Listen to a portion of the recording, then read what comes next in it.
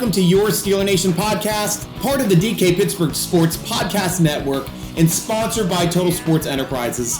I'm your host, Stryker, and welcome to our St. Patty's Day edition of the podcast, where we get the luck of the Irish here in Pittsburgh, which helped us welcome a ton of new Pittsburgh Steelers to the team. Let's run down this fantastic moves that the Steelers have made thus far in free agency.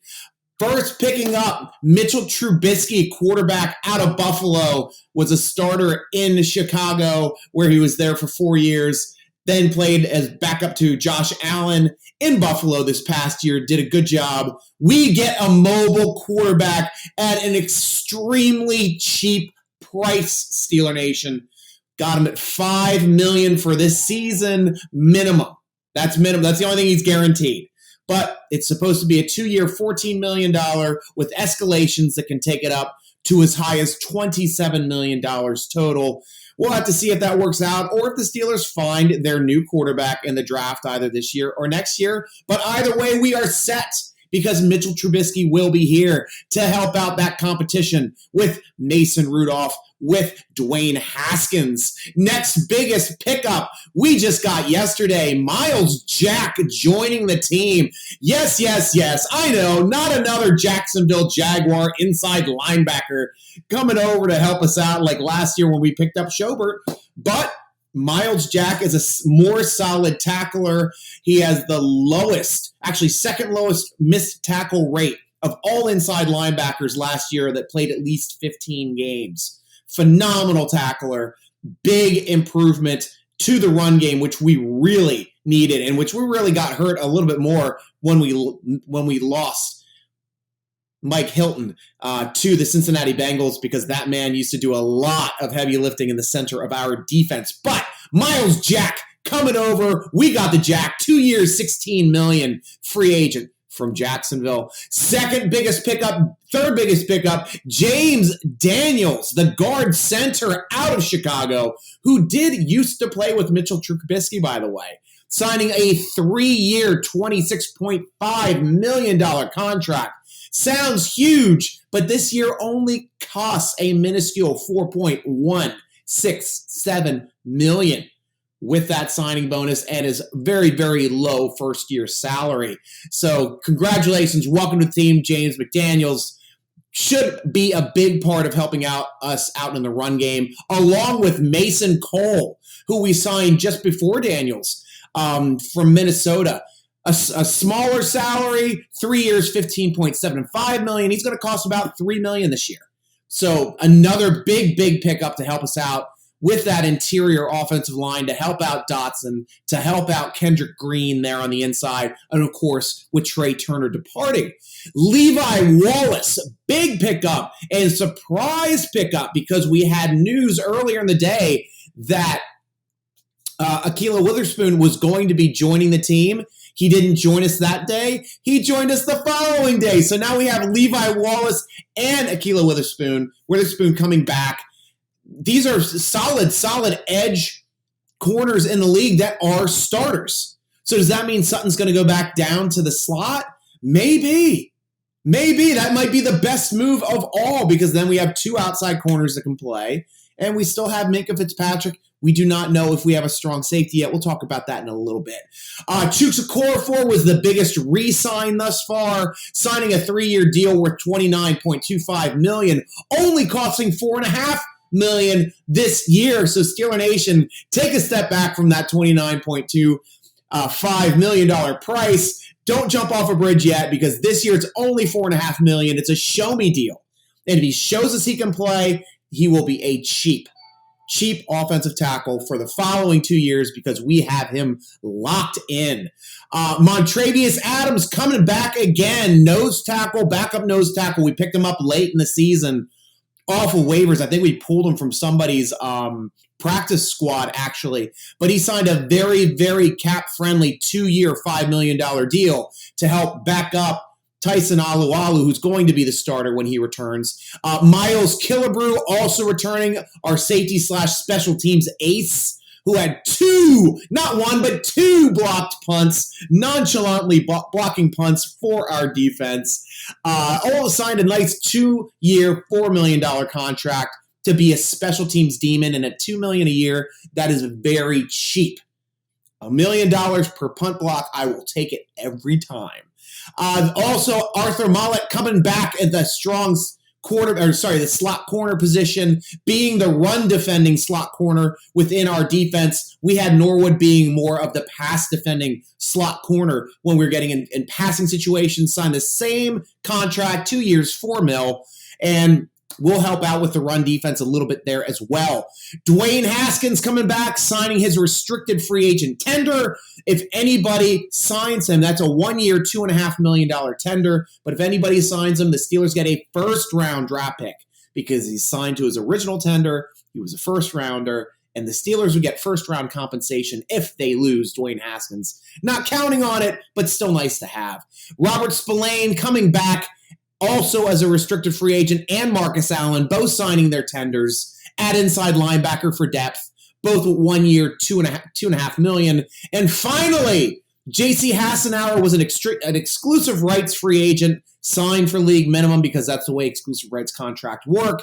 He's only going to count about maybe $70,000 against the cap. It's insane how low it is for his qualifying offer to extend him. But so glad to have him back, and that makes that huge group now at interior, inside offensive line, the two guard positions in the center, with Hassenauer returning as a backup center guard capable player.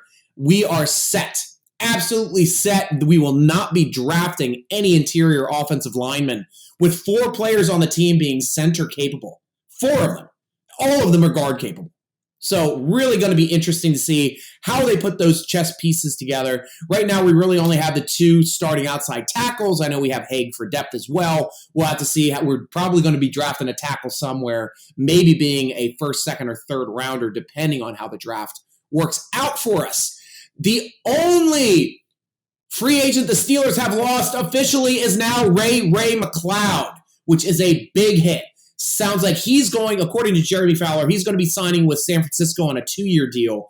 But now with that move, the Steelers need to find themselves not only a slot corner replacement, but a kick returner and punt returner replacement. So what are the needs, Steeler Nation, moving forward?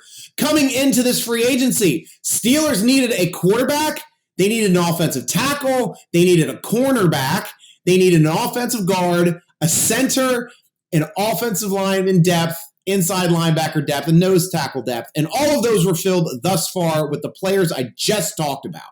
Starting depth, the Steelers still need a starting slot receiver, still need a starting strong safety, and also a kick returner and punt returner. Since Ray McCloud is gone, we no longer have a returner. But fortunately, that might be able to be fixed here in the upcoming draft. We will have to see if wide receiver is now a priority in the draft, because not only did the Steelers need a starting slot, but they also need some wide receiver depth to have another field stretcher and a 4 wide receiver set, somebody that can get down the field behind the defense and hopefully make us some plays. That can be had. And there can be some really, really interesting first-round draft pick options at number 20. Williams may be there. Olave may be there. I know we're talking about the other guy, too, back and forth. But great wide receiver options. And that opens up the playbook, again, for Matt Canada and Mitchell Trubisky to be able to have more weapons to throw to. We'll have to see how that shakes out. Also needed for depth, defensive end. We still didn't bring anybody in. We know that Cox was just let go from the Eagles. That might be a move. Steelers were trying to trade for him last year at the trade deadline, did not get Cox, but may make a move for him in free agency to try to bring him into the mix here with Wormley, with Loudermilk, with, we don't know if Tuitt's coming back or not, but if not, this is a great chess piece to have.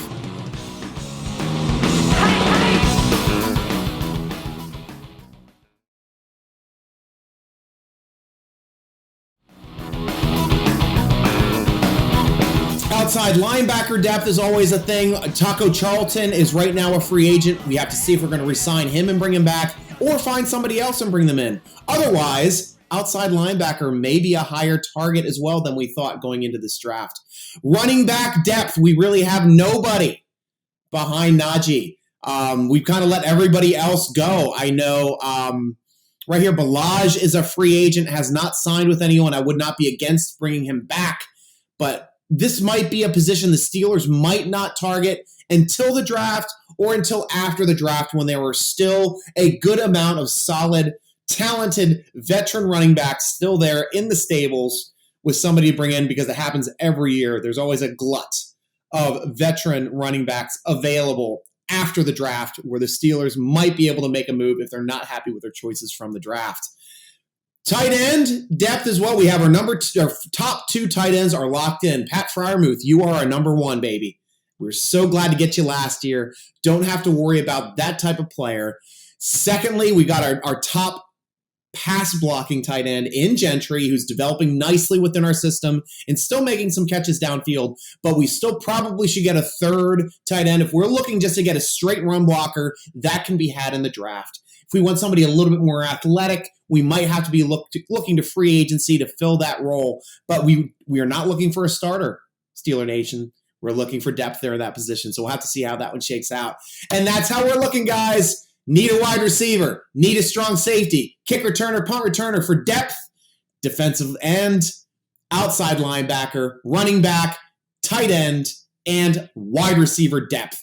Going forward for the draft, those are some good spots to need. I still would love to see that strong safety hit, but let's first go to our questions from Steeler Nation. Go on over to SteelerNation.com, click on the football forum, be part of the fun, because I ask for questions in the forum every week. This week, we got a question coming from Mighty Guru, and he states, lots going on so far for a change. What's my favorite move so far, Stryker? I will tell you my absolute favorite move, Guru, and that is picking up Myles Jack. That was something that was completely unexpected. Hit me like a right cross, because I thought, well, the Steelers made their moves. They got their quarterback. They got some good offensive linemen, started re-signing some of their own, got some corners. Then, bam, Myles Jack.